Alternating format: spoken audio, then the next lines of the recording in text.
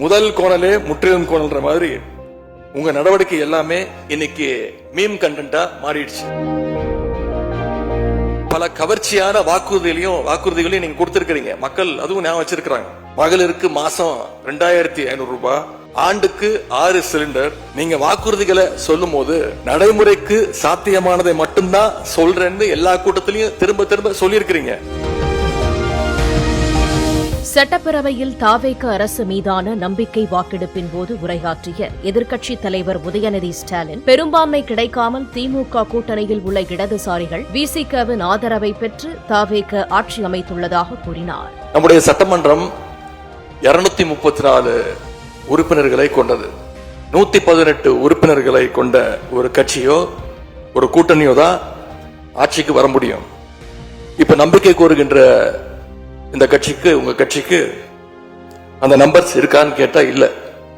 எங்க தலைவர் அமைச்ச கூட்டணியில போட்டியிட்ட கட்சிகளை எல்லாம் இன்னைக்கு சேர்த்துக்கிட்டு பெரும்பான்மைக்கான கடிதத்தை ஆளுநருக்கு கொடுத்து இன்னைக்கு இந்த ஆட்சி அமைக்கப்பட்டிருக்கு.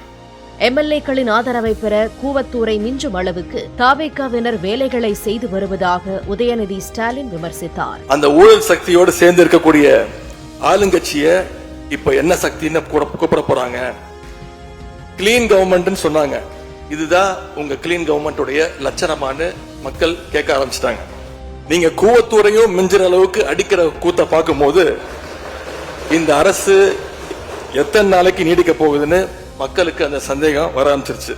முதல் கோணலே முற்றிலும் கோணல்ன்ற மாதிரி உங்க நடவடிக்கை எல்லாமே இன்னைக்கு மீம் கண்டென்ட்டா மாறிடுச்சு.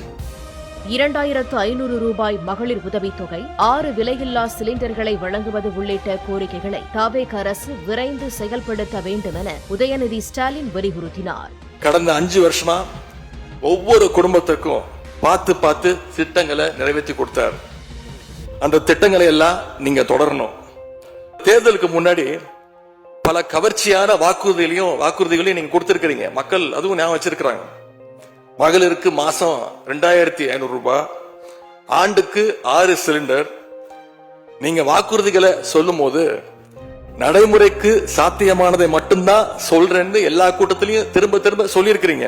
விரைந்து செஞ்சு காட்டுங்க.